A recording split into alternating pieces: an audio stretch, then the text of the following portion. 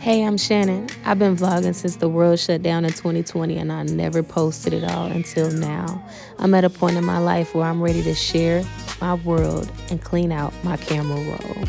Join me to see the ups, the downs, the food, the travel, the experiences, and my testimony. Welcome to Jubilee by Shannon. And that's the part that people gotta understand. See, people be thinking, oh, I got time, I got time. But yeah, I mean, the more time you take, the less money you qualify for because that's the less time you have on this earth. That means that you're more of a liability. So that means why would we as a company want to pay out to you a lot sooner than we have to? You know what I'm saying? It's like it's still a business at the end of the day. This was a conversation that I was having with a friend of mine who was one of the most beautiful people I know. And this is at this point when I realized that my conversations had started to change. I was about 31 years old, and the things that I used to be concerned with was just no longer a concern to me. I was more concerned with adult things, adult topics, my future, life insurance, and things of that nature. And it's just refreshing to look back on these conversations and see how much I've grown. I braided my hair and I always do my own braids. And every time I do these braids, I tell myself I'm never doing this again. I'm never braiding them this small again. I'm never making them this long again. And I always end up doing it. It was so important for me to finish these braids as fast as I could because my son's 8th grade graduation was coming up. Not only was he graduating from 8th grade during a pandemic, but also at a time that we had just moved back to our hometown after being gone for a few years. Everybody was starting to come out of isolation after having to do so much school at home. I wanted to make this special for him. We went to Home Slice Pizza. I thought it would be a good idea for us to go back to this place. We actually found it on accident on his 10th birthday because we were hungry after all our activities, and I thought it would be a good idea to go back for his graduation too. Mushroom pizza, that's what you want? This little goat cheese and fig jam was my favorite thing that we had the whole time. Oh, it's not that cheesy like it was last time.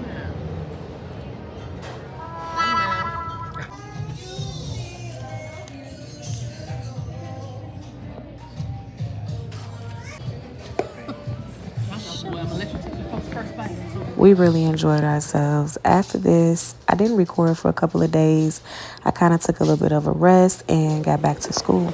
This is one of my many Penelopes that I had in cosmetology school. At this point, I am on the salon floor taking clients.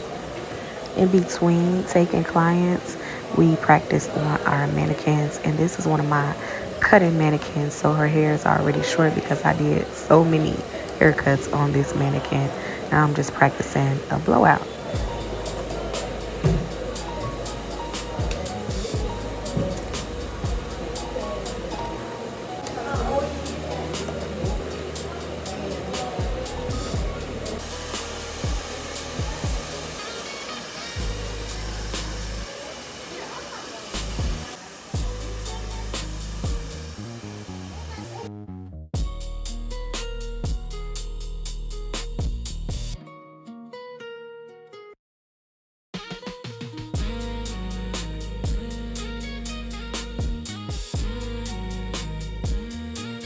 Around this time, I was really starting to feel burnt out just with life in general. Life was moving really fast, and I was always busy, always doing something, not barely sleeping, waking up super early when I really am not a morning person, having to get to school on time, and I just started to really feel burnt out. So this next video is me just talking about it. And I do want you to keep in mind, I am a born again believer in Jesus Christ, blood bought and sanctified.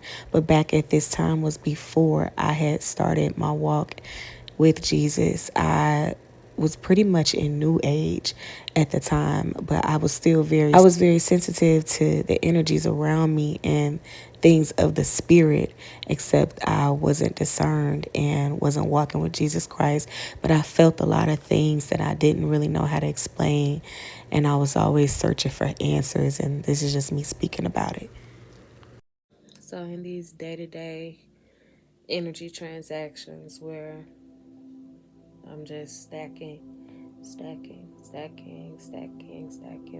things all on my shoulders, all on my head, like, then it gets to a point where it's too much and I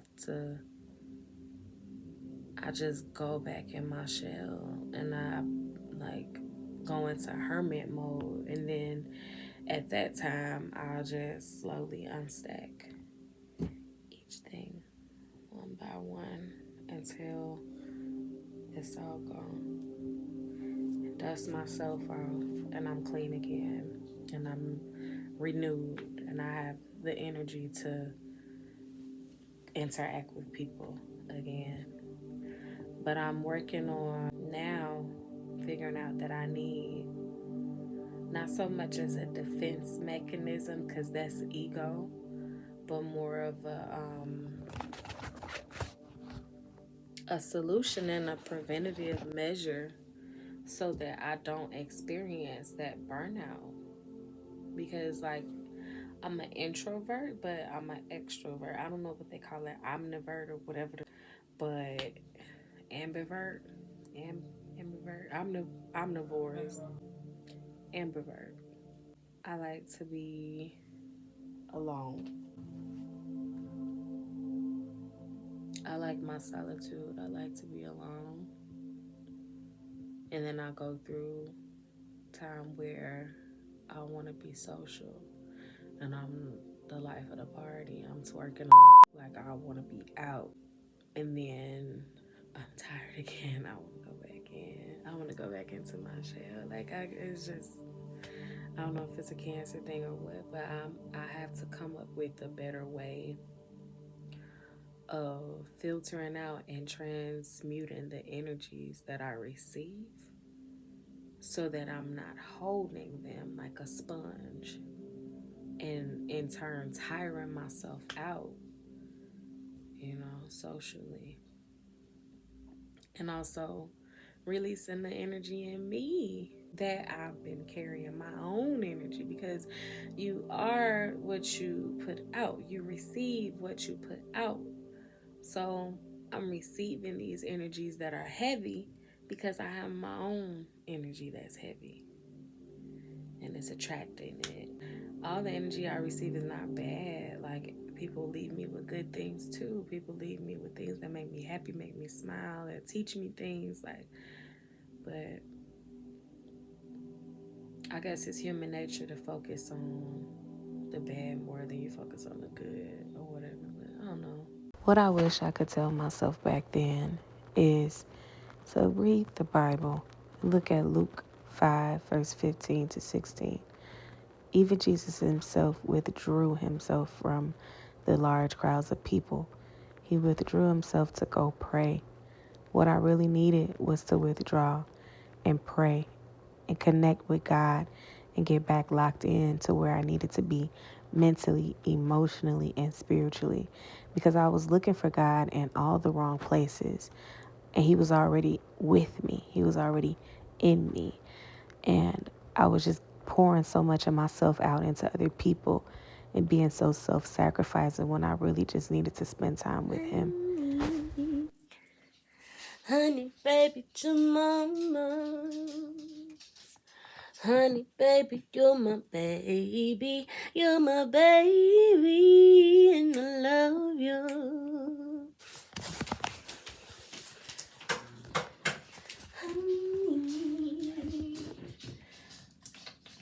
Honey, baby, to mama. Honey, baby, you're my baby. You're my baby, and I love you. This year and this season, it rained so much, like an abnormal amount. And I feel like that's metaphoric for my life because I was going through such a hard season at this time, and I was still in the middle of it, so I really didn't know how to talk about it, how to explain it, because it was still happening to me. I was caught up in a whirlwind. I was surrounded by so many storms. I was in the wilderness. I had just moved back to my hometown and my car broke down. I was a single mom. I didn't have a job. I was trying to go to cosmetology school to further my career. We were in a pandemic, so I was kind of afraid to go back to work as a bartender, which is what I had done for so long. And I was also in a battle with trying to get unemployment that had been held back from me for years. So I just did not know what I was doing. Life was really scary for me at this time, but I held on. I found my faith again, and God got me out the mud. I focused on my work. I focused on finishing school. I really locked in and just learned as much as I could. This is the first perm rod set that I had ever done, like an actual perm with the chemicals. And she loved it. I just kept going to school, practicing all of the styles that I had learned, all the techniques, doing every single kind of style that I could, even taking clients at home to practice, whether it was a person or a mannequin. At this point, I'm just doing my edges and getting ready to go out with my cousin. I really was looking for a distraction, any way that I could find one from the stress that I was going through.